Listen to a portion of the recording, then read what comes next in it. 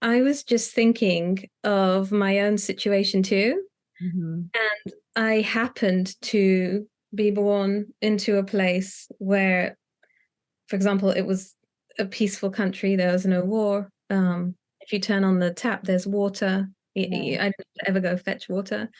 And then I was well taken care of by my parents. We were in a fortunate position. We weren't ever thinking, oh, where's the next meal going to come from? There was stability. Hmm. I just thought, how can me, one person, have all of these resources available to me? And I was just born into it. It's not like I worked on something, put a lot of value out into the world, and then, it comes back. I was just born into it. Hmm. And I just thought, I guess maybe I have all these resources available because then it will help me to kind of serve other people who don't have that because or I'm already in a position where I have these things and this level of stability. Hmm. That what I should do with it, what I should do with all these resources, is give a hand to others who didn't have such a good start to life.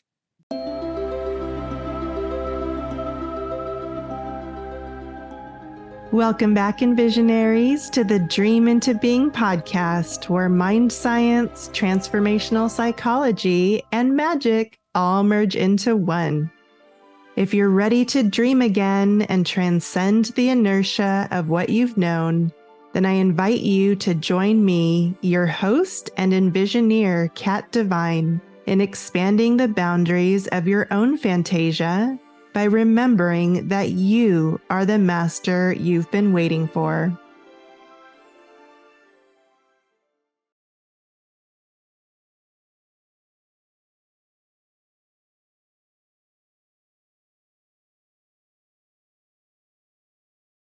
Welcome, Rose. Thank you so much for joining us today. I've actually been so looking forward to this particular interview for so many reasons. As I've already shared with you, you are one person in my life that has been such an inspiration for so many reasons that we're actually going to get into on today's episode. But you are really the epitome of the type of person that I personally want to serve because of your heart and because of your vision for what is possible through what I'm calling the kindness experiment. So we're actually going to take a deeper dive into, and actually, this is the kickoff episode for the entire series for the kindness experiment series, where we're going to really take a look at kindness and the true power of it and what kind of an impact it can have on our own lives, on the lives of people around us, and, eventually globally, collectively, and as a species. Like, what does kindness do to the soul? So, as you know, one of my intentions for this show is to bring in some more presence by celebrating ourselves and celebrating our accomplishments. So, if you wouldn't mind, I would love for you to introduce yourself briefly to the listeners today and just go into like a little mini brag session of, yeah, what you have accomplished in the realm of kindness and just kind of share a little intro to your life. Oh, thank you so, so much. And thank you for inviting me onto your wonderful podcast and this amazing series too. Mm-hmm. Um, and yeah, to start with a kind of a brag, let's see. Well, I guess first of all, it would be the words that you just said right now. And I'm really grateful for that. And to be invited onto your podcast is one thing I would start with. Because you thought I was worthy to be on here. Oh. So thank you. Thank you so much for that. Mm-hmm. And I'm guessing going into why maybe you invited me on was possibly some of the things I've been doing in the nonprofit world. Mm-hmm. Um, so starting a nonprofit that's serving children and youth in various parts of the world, and working with the local organizations where the people are doing such amazing work, and being able to coordinate with them to help with their programs and projects to better the lives of children and youth. Yes. It really is such an amazing thing to witness, Rose. It's something that I have always witnessed from afar and have done, made efforts to contribute to that world in my own way. However, meeting a real life superhero, somebody like you who has accomplished something that is actually changing the quality of lives for other people all over the world, is such a superpower and possibly very under recognized and under celebrated. So that's really something that I want to focus on today, is really celebrating the heroes behind the scenes that are making these kinds of things happen, because I know they're not easy. And so Right.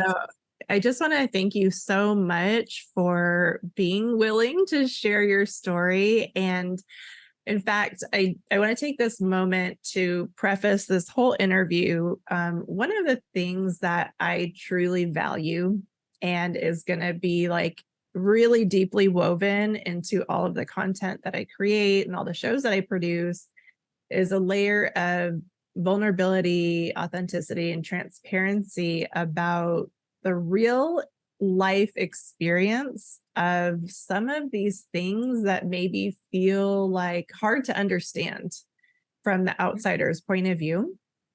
Yeah. However, one of the other pieces that I really value is safety, especially safety and connection. And I know that there is a possibility of missed opportunities and potentials for people to share their story simply because the online space is not always the most safe, unfortunately. And there's always so many details to consider, especially somebody coming from your background, uh, Mhm. where your actions and your words affect so many other people. And so that's something that I just wanted to say thank you so much, and also be really transparent with our listeners today, is we have actually chosen to make this particular interview audio only, off camera, and anonymous. So we've actually changed the name of our guest. However, we're going to be calling her Rose today. And it's just something I wanted to let everybody know, that besides those details, everything else is going to be the raw, unfiltered truth of the reality of what goes into the nonprofit world and what does it take to make a vision and dream a reality, especially when we're helping others and living our own version of the kindness experiment. So I just wanted to preface that. If you had anything else to add before we jump into the interview, please feel free. Oh no, that all sounded really good. Thank you, Okay. Kat. Perfect. Okay. So what I would love to do is I have like a brief understanding of the big vision and the big picture of what it is that you've created. However, I don't even think I know some of the early details and some of the early inspirations of exactly how this all started. So as much as you're comfortable with sharing, if you can kind of give us your origin story and the genesis of when this idea came to you, or maybe even starting before that, like what was your life like before you had that vision arrive, and what changed once you had this idea, this inspired idea, and then what did that transition look like? Sure. Well, I actually can't say I had a lot of life experience before I took this route. Mhm. Um, actually, when I was 12 years old, I had the first sort of feeling that I wanted to volunteer. And I did so at my Sunday school. We finished at age 13. And then I said, oh, can I be an assistant and help teach the small kids? Oh. And they said yes. So I was already into volunteering already. And then taking that further, I went to volunteer abroad when I was a little bit older. Uh-huh.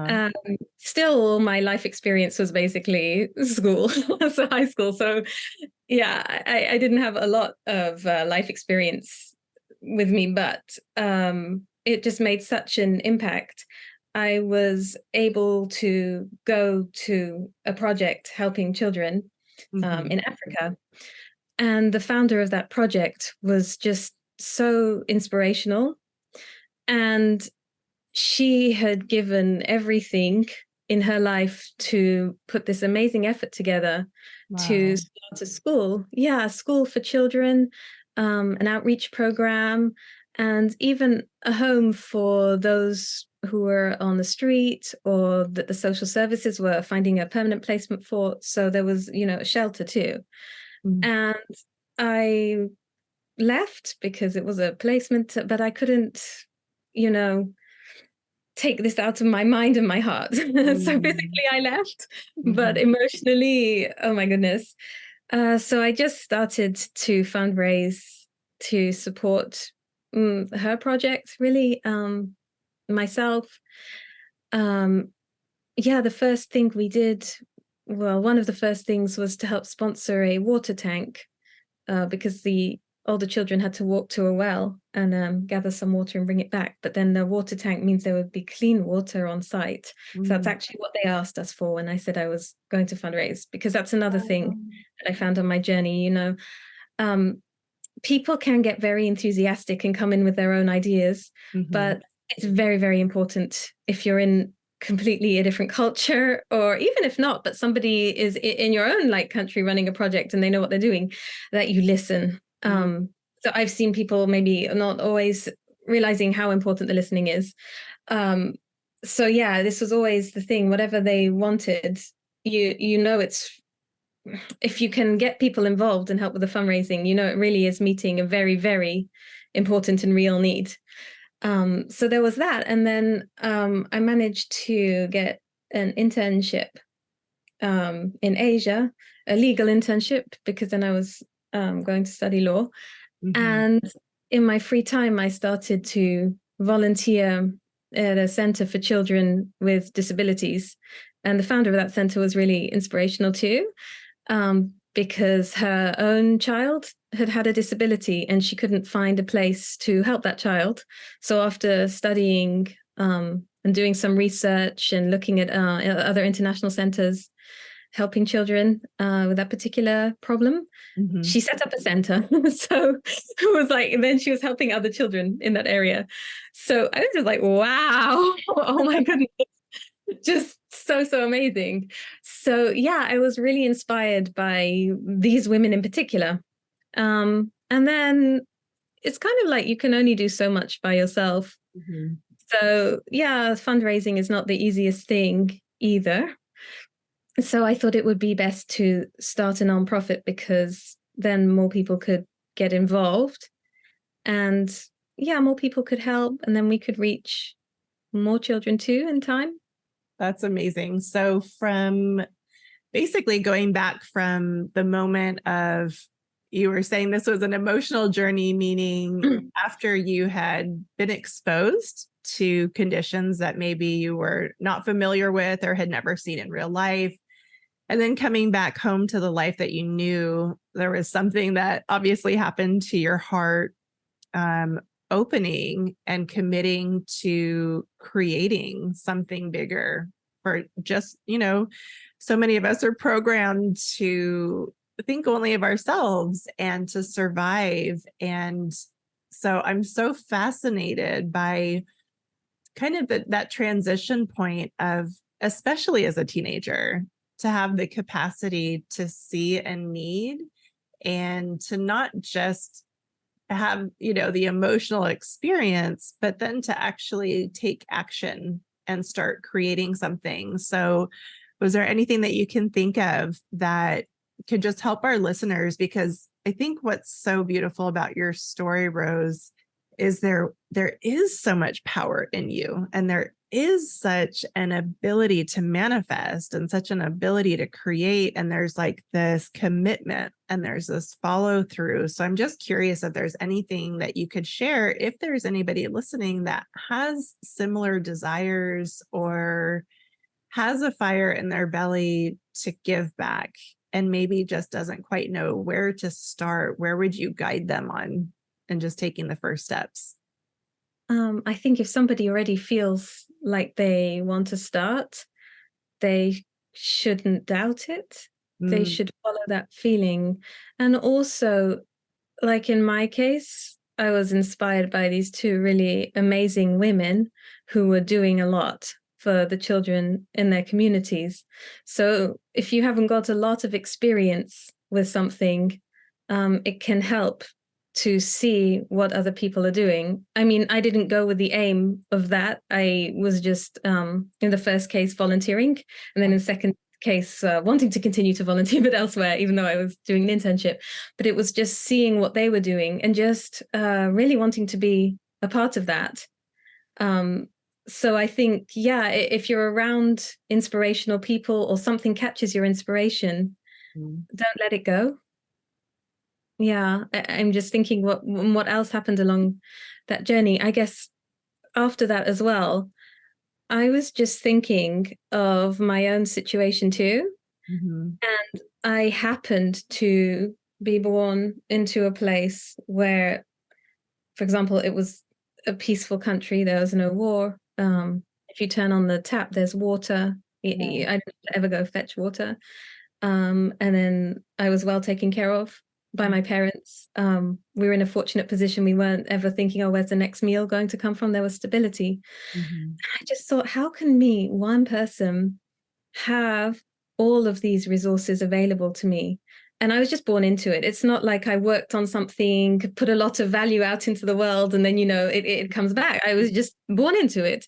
Mhm. And I just thought, I guess maybe I have all these resources available because then it will help me to kind of serve other people who don't have that, because or I'm already in a position where I have these things, and this level of stability, Mhm. that what I should do with it, what I should do with all these resources is give a hand to others, who didn't have such a good start to life. Yes. Yes. And you touch on such a key fact of, even me just looking back at my journey, there was definitely a turning point for me where, and I've shared this with the audience, where I was a little bit opposite, where I experienced the experience of poverty. Even Mhm. though there were resources around me, there was just like a mental disconnect from having access to things. And Uh-huh. I remember feeling scared all the time, Mhm. and so preoccupied with basic survival needs, like where am I going to live? Where's my next meal going to come from? Um, Uh-huh. and that, what was so fascinating is that's partially why I feel so personally called to my mission around abundance and prosperity and resources.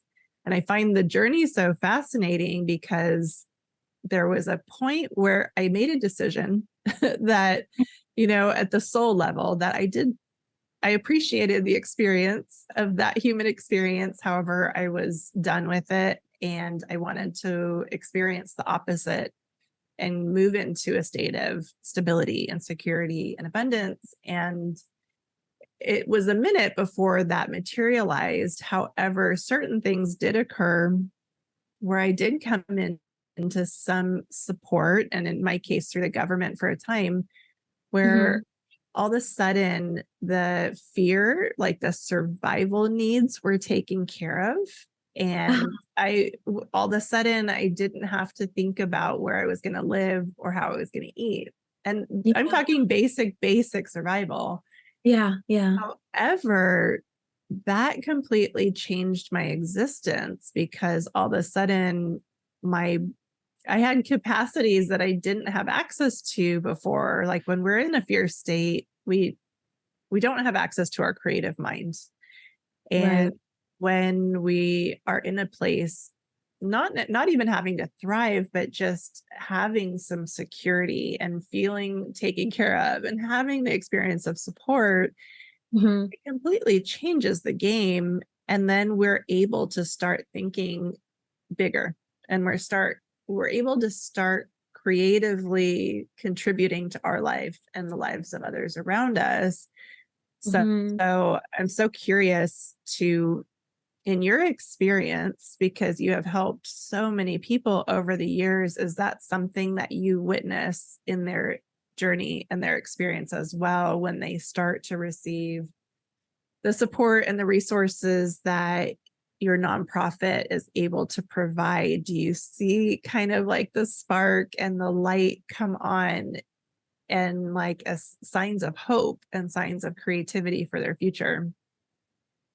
I do, but I just have to say, I'm at a slight distance from everything because I'm not always at the projects themselves. So it's the local people running the projects that will see those moments. But when I've been able to visit, then yes, in some cases, I mean, the kids are really small. Some are even babies, so we don't know yet. But yeah, I think it will have an impact going forward if you have that level of support there, and that somebody is there for you. And our local partners are doing such great work. And to the extent, actually, and this maybe fits in a bit with your question, is that when we first registered as a nonprofit, we're a children's nonprofit. So it goes up to 18. And then at one of the projects, the children were growing up and leaving, and it was residential. So it was the place that had supported them. And then they wanted to study or learn some skills, and we couldn't do it. So I had to take this to the board and ask, can we make this nonprofit for children and youth? Because this was the first time the children were growing up, because we'd only been going for a few years. So yeah, this was like when it was happening. I was like, yeah, well, of course they need help with the next stage as well. And so the board approved this. Oh, we had to do the legal papers for the charity, which are all totally worth it because now we can support young people. So we're also supporting our partner organizations as they want to help students now. So yes, these young people feel supported because they want to take their next step in life. Yeah. And there's the resources, like the university fees. But not only that, like just recently, we managed to support a first-year student with food supplies for the semester, and also a laptop for her course. So these are all things that would be a struggle. But they also, like I said, we vet our partner organizations very carefully.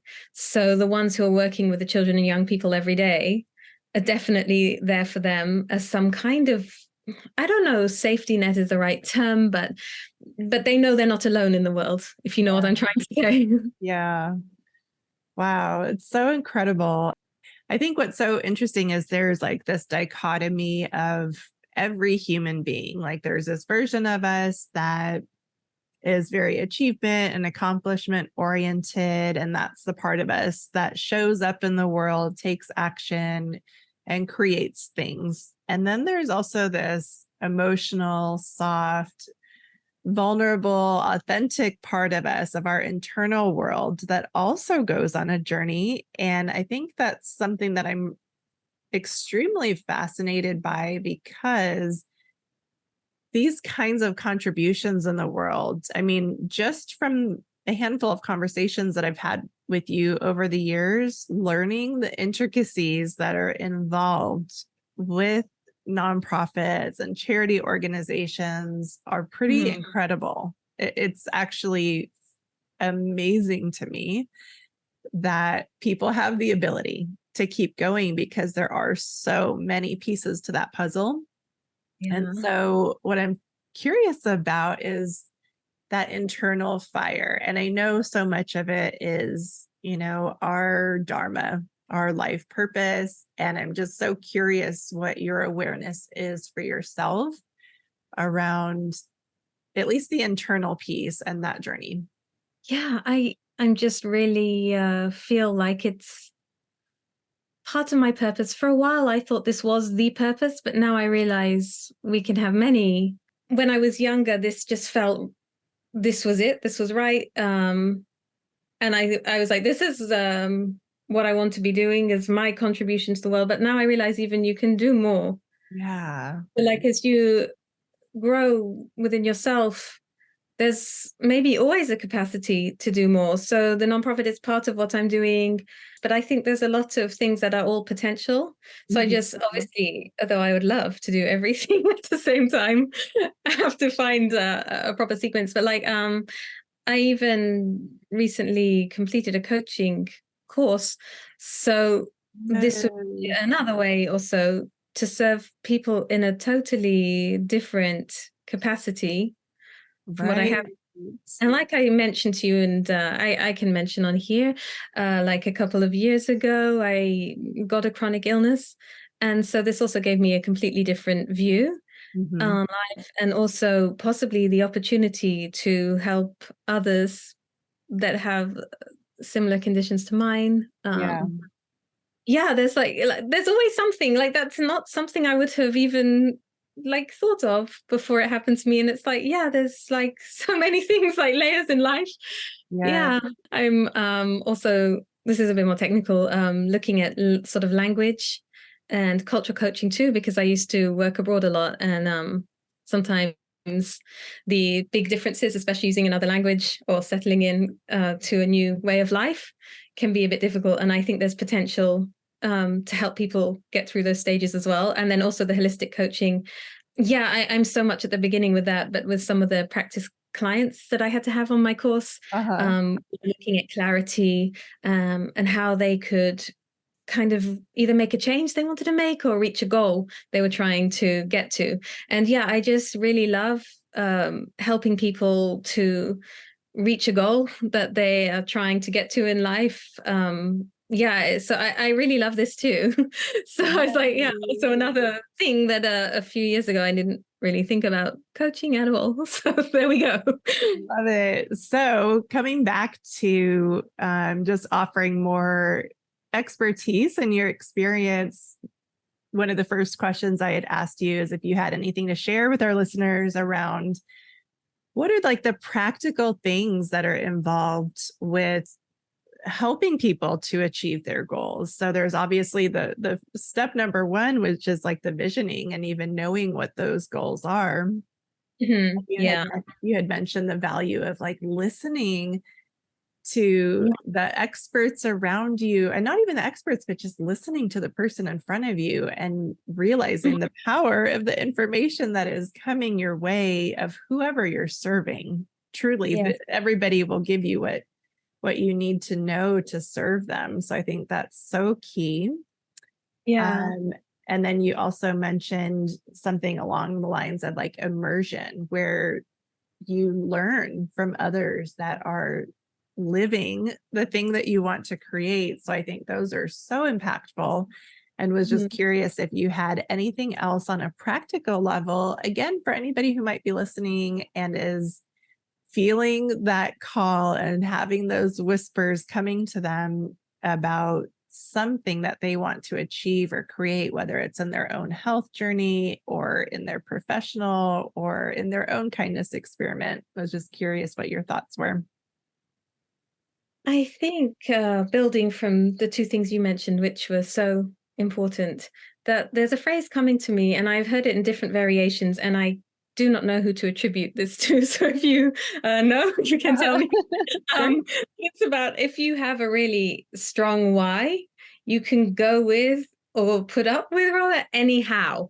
So if Ooh. you know, or rather you feel very strongly about something, about Mhm. putting something out there, about creating something, any way around it, however challenging it is, I think if your why is strong enough, you'll keep going, because running a nonprofit is incredibly challenging at times in ways that people don't even think of from the outside, from the administrative things to actually, of course, we're helping children and youth from very difficult backgrounds, and sometimes they've been through a lot. We work in partnership with locally run organizations, but everybody at my end of the nonprofit is a volunteer. So the organization is completely volunteer run and led. And I'm very grateful to all of those who give their time. So although, yeah, maybe I'm at a distance most of the time with the fundraising, of course, I've also personally vetted the projects because it's very important, to vet and know that we're working with very good organizations. And I have been in some incredibly emotional and difficult situations. So there's the emotional challenges, and then like the everyday administrative challenges, and even trying to do things that you don't know how to do. There's always a way. You can ask someone, you can look it up. But I think if you have a really strong why, you will find a way because it will drive you, even if it gets difficult. And at the beginning, something can, if it's very new, it can be very challenging. And maybe people might think, oh, well, that's that then. Well, I give up. It's just like, Right. no. This is just hurdle number one. Like it gets better. Yes. So for anybody who is listening to this, I hope that you're hearing what Rose is sharing is that, it does, all of us experience inspiration, and that's so beautiful and that's so wonderful. However, that's just like such a small piece of actually manifesting and creating something and pulling vision into the world. And so that has to be followed with burning desire. And then that burning desire has to lead to a choice. And then that choice has to lead to commitment. And I loved the quote that you shared of, if you have a strong enough why, then how did you put it? That you can tolerate the hows. Yeah, that's pretty much it.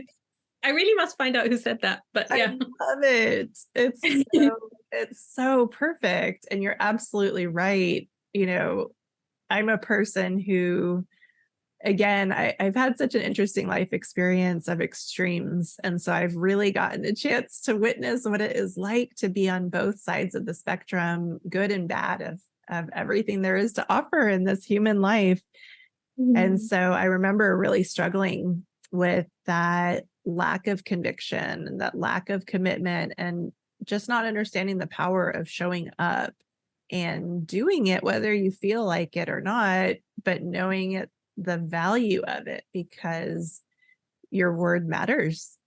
And that truly is the only way to build trust with ourselves and build trust with, others, is that commitment piece. So I know that whatever it is that you choose to create from here is going to stem from the exact same things that you've used to create your success up until now, and will just continue to magnify. So I'm so excited where the journey continues to lead you to.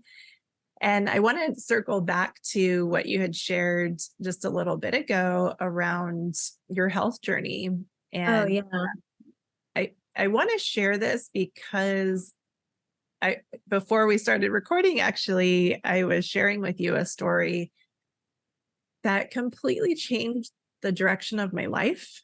And I think that your story has that potential as well, because it's so similar. And so I was sharing with Rose earlier to the listeners that about a decade ago, I'll continue sharing more transparently in other episodes about my own healing journey. However, I did get to that point of kind of giving up, thinking that was it. That was my whole life. I was just going to live this sickness consciousness experience, and that was the end of the story. And it's okay for people to get there. I understand. And there was something really powerful that happened for me. I was watching a documentary about this other woman who, I don't remember what her condition was, but she pretty much was bedbound. And that's where I was at the time.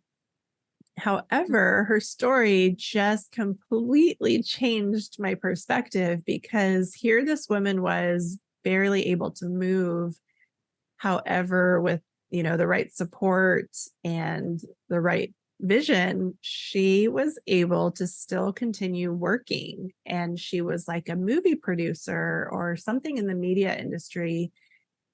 And it just completely shocked me that somebody could be living those two different realities simultaneously, and that she could still find independence, and that she could still find a way to contribute and thrive. And it just completely rewired what I thought was possible in that moment. And it changed the trajectory of my life, actually. And a few years later, I found myself in film school and found myself on the journey of learning about media and the power of media, and the fact that I'm still in my healing journey. And so I still spend a lot of time from bed, and I still get to thrive because I was able to see myself differently, and I was able to tap into new skills and new resources as a result of that one person's story. And that's what I find to be so incredible and so powerful, is we just don't know. We don't know the effect that we will have on each other by simply sharing. And so I know that you are just such a goddess when it comes to this part of your life, because as your friend, I know some of the realities that you experience, and yet not once have I ever heard you communicate in any way as being a victim or of the circumstance. And it constantly inspires me and reminds me of how much more I'm capable of. So anything, anything that you feel comfortable with sharing about, you don't have to go into the details, but just maybe what some of that reality is, and in spite of it, what you're still able to create. Because I think what I'm trying to tap into is the consciousness that you carry, because you're like this limitless being. And I find it like you're such a fascinating case study to me. And anyways, any part of your story that you feel comfortable with sharing, I think is so valuable.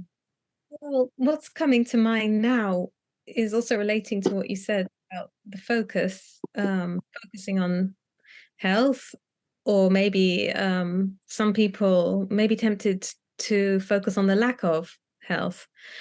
Um, I didn't have much of an option, because what happened was, I won't go into all the details because it'll be quite long, but basically it did, the condition I have does affect my mobility, and it's also very rare.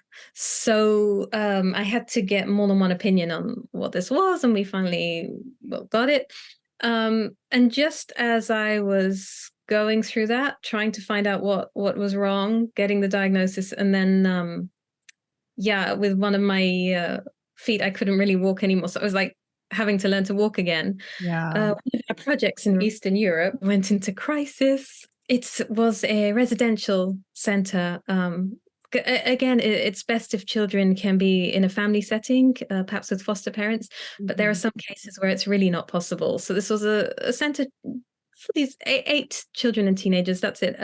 Family style home, really wonderful, really lovely.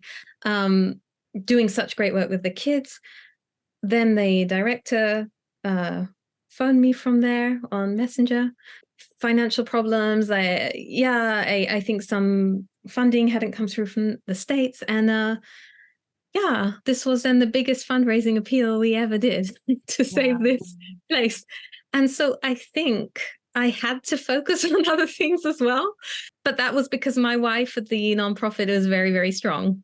Um, so it was like, yes, I am learning to walk again, but also this is such a great center for these kids. We can't go down. Yeah, and it was like, sometimes with the fundraising, it helps if you're out and about, even if it's not for the nonprofit, maybe it's for work or something else. Of course, you're always meeting people. You can mention, oh, I have this project. If you have any ideas, sometimes people can even connect you with others who can fund it. I lost all of that because I wasn't mobile anymore. Right. So everything was online. And also, I shared a bit about my condition and the mobility problems with the nonprofit supporters, because also this was, like I said, this was the biggest appeal at that stage that we had ever done. It got bigger during the pandemic. That's another story. I bet. Yeah. But so yeah, I just thought I must actually tell, especially our most loyal supporters who are always there, always coming through for the children and young people, such wonderful, generous, kind, amazing people that do this. Because otherwise it looks like, yeah, I'm emailing saying about this appeal, but I'm not out there. I'm not arranging any sort of fundraising event. I'm like, where am I? And I was like, okay, I'm going to have to tell people where I am and what's happening. Right. So yeah, like sometimes just life happens. And I guess you just have to go with it without resisting, because I really didn't want that to be happening, but it was happening. Right. So you just have to keep going forward. And actually, when I had just got the diagnosis, and the person who gave it to me said, just if you're going to look this up, which I know you will, don't go onto the second page of Google if you can. Just stick with it because you're going to freak out. Of course, I looked up loads and loads of things and Right. entirely freaked out. But yeah, I just happened to see a quote on social media. Again, I can never attribute my quotes when I said this, but it was something like, don't imagine this moment is anything other than it should be. So I was like, oh, right, yeah, right, that's true. Because actually I was supposed to be going abroad again with some project, and then going abroad somewhere else afterwards, because I was used to working abroad before all of this happened. And instead I was stuck trying to learn to walk again. And I was like, oh yeah, but I shouldn't imagine this moment is anything other than this. And if that's how it is, what's going to make the next moment better? And that will be focusing on what I'm supposed to be doing to, get more mobile, physio exercises, anything else that I was supposed to be doing at the time. And yeah, also trying to help this project in Eastern Europe, which we did. I can't believe it. We actually did it. Like, it was unbelievable times. So really. Wow, that's so amazing. And yes, I 1,000% understand and agree. Like, there's just the human part of us that is like, okay, body, this is so inconvenient. I have other things I want to do. However, there's so much growth. I mean, for me at least, so much spiritual growth in that journey of, and what's so interesting that now I'm thinking a little bit more about it. The way that I see you and I experience you is truly limitless. And here you are having this human experience of limitations. And it actually makes so much sense as you, at least for me, when I look more into the spiritual nature of this reality and everything that exists. Yeah. Everything in this world is dual reality nature, like night and day, black and white. There's opposites to everything. And so it's kind of interesting as a soul to go on a journey of truly understanding what limitless is. It actually makes so much sense that we first need to understand, or also need to understand the other half of that spectrum of what maybe the limitation has to offer, the lessons that it has to offer. And I imagine there's a lot of difficulty in it. However, the beautiful aspects, and maybe that's something that you can share more on, is what has the experience of limitation brought to your life? What were the gifts that it delivered? That's a really good question, because I got used to it. So then you forget the gifts that you learn along the way. So it's actually really good to look back. One thing which I'm not sure is a gift in the way you meant, but what was very strange about this all happened just before the pandemic. I got used to that situation. And then everybody had to go online, and I was already adjusted and online doing everything. So then when the project appeals really kicked off very urgently when the pandemic had just started, that was crazy in another way. But we had already done this massive appeal that was our biggest ever for the project in Eastern Europe. Uh-huh. And so in any case, I was much more prepared, without knowing that I was more prepared. But there I was, thinking, well, that happened. So That's just amazing. crazy, huh? Well, I mean, if you think about it, those 8 lives were completely forever changed because you were prepared, and I think it's hard for us to like understand the impact and the value of that, what that truly means. But we don't know the future of those 8 children as a result of having been cared for, right? Like, Yeah. like the children really are the most precious and valuable asset and resource on earth, without a doubt. They are the ones that are moving into the solutions of the future. And so the fact that your life lined you up with that level of preparation and availability, even, and I think about that often. I think about,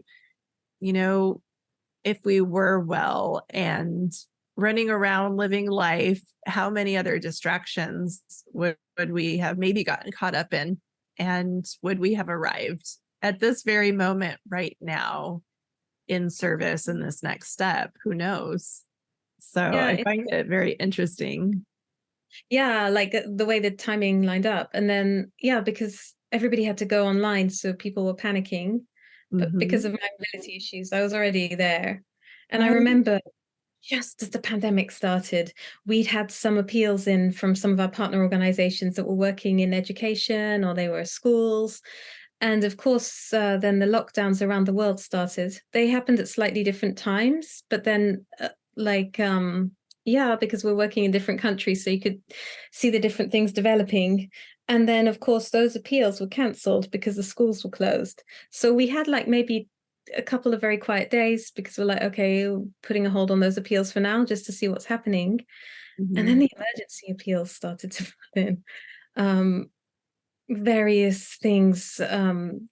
Two of our organizations that we partnered with started food programs because then if people weren't going to work, possibly they couldn't then provide for their children, or they were children who had qualified for, in some countries there's free school meals or free school breakfasts, but the Mhm. schools were closed and the families actually couldn't provide that food. So these food programs were set up to address that. And then a couple of our partner organizations, depending where they are and the culture and everything, would also fundraise locally. But of course, then events were all shut down. So then it's much more convenient for them to apply to us for funding, but we have to get it from somewhere. It was all kicking off. We planned to launch a partnership with a new organization a couple of months later, and they said, is there any chance we could help them now? Because everything with the pandemic had sort of thrown them into completely unknown situation. Mhm. Um, yeah, this all kicked off. And had I been, struggling to see how I could coordinate everything online, it would have slowed down our response, I think. Oh, 1,000%. And it's like really landing for me as I'm listening to you. What you shared about the other quote that you shared was so powerful about essentially wherever you are right now is exactly where you're supposed to be. And that, we can do our best with our human mind and imagination to understand that, but we simply don't know. And we don't need to know. We just need to know what is the next right thing in front of us, what is being asked of us in the next moment. And Yeah. coming back to our ability to have an open heart and care for one another is such a gift. And like if I really think about it, it's probably the only thing of true value that exists. And I'm laughing because I have spent a lot of time and a lot of energy in the recent years really honing my skills around things like abundance and manifestation and creation and entrepreneurship. And all of those hold great value, and and they can go either way. They can be blessings and curses depending on the person utilizing them. Yeah. There's other topics that I'll be getting into in other podcast episodes, and those topics are still of high value to me, and I still see a lot of purpose behind exploring those, because I think that they're tools for us to bring heaven to earth. However, the one that I would place as being the highest of all the values is the kindness, because that really is the only, it's the only gift offering that we can share with one another. It's like amazing if a person can thrive and create abundance for themselves. It's such a beautiful thing. However, I think we have all witnessed, in celebrity culture, that there's something missing, that even though we're all chasing that because we're programmed to, there is something that's lacking once a person achieves that experience. And so I want to kind of just really, really connect with the essence of what kindness is, and at least the value that you hold on it, and what your experience of what does it mean and what is its value to you. Well, I think a big, big example that will show the value of kindness and that its impact continues long after we do is going back to starting the nonprofit when you asked about kind of how things began. With the project in Africa, the woman who founded it, she passed away a while ago.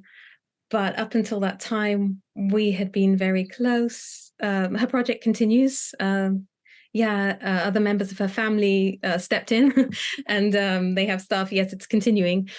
But she was the driving force behind that. She was the founder. She was so amazing. And I have been back to that project since she passed away. And I remember one time just standing at the gates of the school and looking at the youngest classes coming in and out at the break time.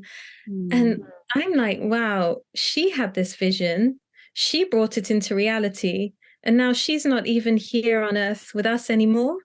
And the youngest children wouldn't even have been born when she was still alive. And look, they're getting an education because of something she started in her life. And so kindness is something that just can go on.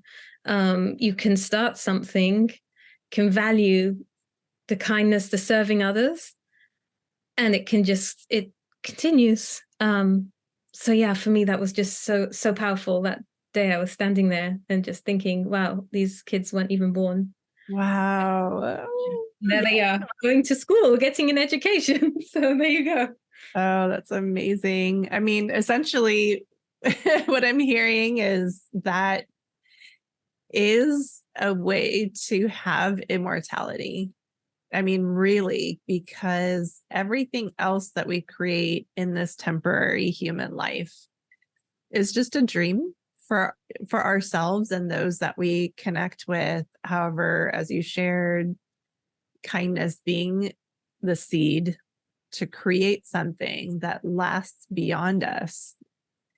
And continues to give even though we're not even there anymore is such, I mean, I don't know if there's anything more powerful if you really, really examine it. Yeah, she's continuing to touch lives and improve lives. Right. Still. Right. I mean, I think that's so phenomenal. And I think that's probably why I'm particularly the most excited about this series, because I think it is possibly an untapped resource that we haven't quite understood yet the power of. And, I often will get visions of the future possibilities, the future potentials. And I always, always see them rooted in networks of kindness and Wow. right. And like creating solutions for one another and sharing resources with one another, because what we've witnessed currently, not, I wouldn't say it's not working, but I think it has a lot of challenges because a lot of it is rooted in fear and poverty mentality and limitations and not having access to basic necessities. You know, I heard a statistic that shared, I think it was 70% of the world does not experience the things that the other 20 or 30% of us absolutely take for granted every day. You know, kind Yeah. of what you shared about being born into a life of privilege in so many ways. And when we don't know anything else, it's it's hard not to get caught up in still thinking that we're lacking. And Yeah. so I think that kindness actually is the antidote Mhm. to poverty consciousness and to lack and actually to fear, and Wow. like the gateway to the ultimate, which is love. And so even though love is such an abstract concept, I think kindness is something that's very grounded and it's very easy to understand and it's very clear when you see it. And so I think it's something I'm really, really looking forward to creating containers around and experiences around in the future. So I just, again, want to thank you so much, Rose, for first of all, just coming on and being willing to share your story, because I know it's so vulnerable to True. to share, and it's such a powerful gift that you're giving me and to anybody who is blessed enough to be able to hear your story. Well, And thank you. Thank you for inviting me on. And also thank you just for creating such a wonderfully safe space to be able to share a story like this. So thank you, Kat. yes, you're so welcome. And this is an invitation that I'm putting out on every episode.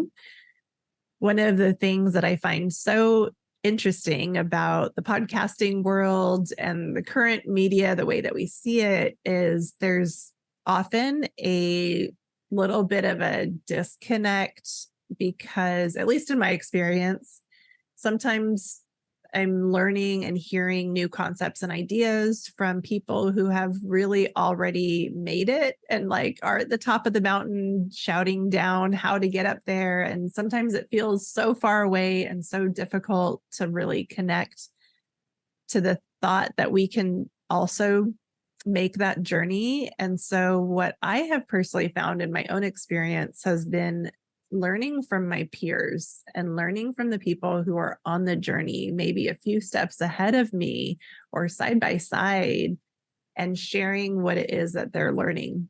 And I have, believe it or not, I have had way more transformation witnessing other stories at that level Mhm. than, you know, what we call the experts. And so the invitation is to the audience that if any of you out there are listening and you have a story similar that you would love to share around any of the topics that I dive into, again, which is abundance, manifestation, creation, or entrepreneurship, kindness, connection, which is like, could be a bunch of things, but maybe like even soulmate connection. And then, of course, healing. In the future, I'll be hosting like actual live experiments where we'll get to really meet each other and spend more time. And I just find it so fascinating to be able to do like real life case studies of people that are living the journey and they have something to share and a way for me to learn again from my peers. So thank you, Rose, for being our first example of an anonymous interview. And so anybody who's listening to this, I want you to know that that is something that is available. Depending on your comfort level, if you would like to come on the show and be on camera and share your name, wonderful. And if not, then you're absolutely welcome to come and share your story, anonymous and off camera, audio only, because I really and truly believe that the power is in the stories. So just again, thank you so much for coming on and being our first example of what can be created in this format. And if you have any parting words for our listeners today around this particular topic of kindness, or even around bringing their dreams into reality, like that's the whole vision of this podcast, is dream into being. If you have any parting words of inspiration or wisdom to share with everybody. I guess firstly, just to say thank you. Thank you again for inviting me to be part of this. And just to say, like, if you feel that calling, don't push it away. You can listen to it. And like I said, you can find support, or like you're saying, Kat, don't have to look at, as you say, people shouting down from the top of the mountain. Even somebody who's maybe just a few steps further than you, if it's something you really want to do, it's always possible. Yeah, if it's a dream and you want to go with it, I really do think that with some determination and working through the doubts, it's really, really possible just to go forward and to do that. And I can just say that I'm sure if you go out there and put something out there and it's making a difference for others, it's going to be so greatly appreciated. And you don't even know the knock-on effects you'll have. So just start with whatever you have, with whatever you can do. Just take that first step. Yes, 1,000%. I mean, it's so amazing to me that the first step leads to the next one, to the next one, to the next one. And it really is just, it's having that vision and that commitment. And that's all we need. And it's amazing to me, like the right people and support and resources always show up at the moment that you need them. It's pretty phenomenal. Yeah, that's so true. So we'll go ahead and close out our episode for today. And one last thing that I wanted to share with our listeners is Rose and I were trying to figure out how to solve this particular problem, but her nonprofit is such a incredible organization. And it has moved me personally since the day I learned about it. And it is something that my company does contribute to. And I was asking her how we could figure out a solution, because in this case, the interview is anonymous and so is the nonprofit.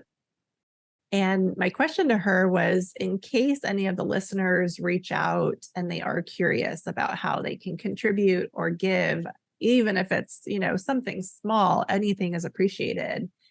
And the solution that I think that we came up with that could work for now is, since my business, Envisioneer Studios, is currently a contributor, if there is anybody out there listening to this episode and you feel inspired to send a contribution, go ahead and reach out to me. My email is in the description box. And what we can do is figure out a way to transfer funds so that I can make the contribution for you and then send you the receipt. So something along those lines I think can work. And then we'll think more. I'm sure I'll have you again on, Rose, in the future as you continue on in your evolution. And we'll figure out ways to get resources to you and to your nonprofit. But I just wanted to put that out there. If there are any listeners that do feel inspired, that we will figure out a way. Thank you. And thank you for your amazing support as well. I'm beyond grateful. Oh, it's so incredible. I mean, if anything, I'm so absolutely grateful that I get to be an experience now where I do have access to comfort and convenience and resources that I get to share. And again, I think that is so incredibly powerful. Yeah, it's amazing. Thank you. Thank you so much. All right. Well, we're going to sign off. Thank you all so much for listening, and stay tuned for the next episode that we're going to be bringing to you. It's either going to be abundance, manifestation, creation, kindness, connection, or healing. So thank you all to the listeners, and we'll see you in the next episode.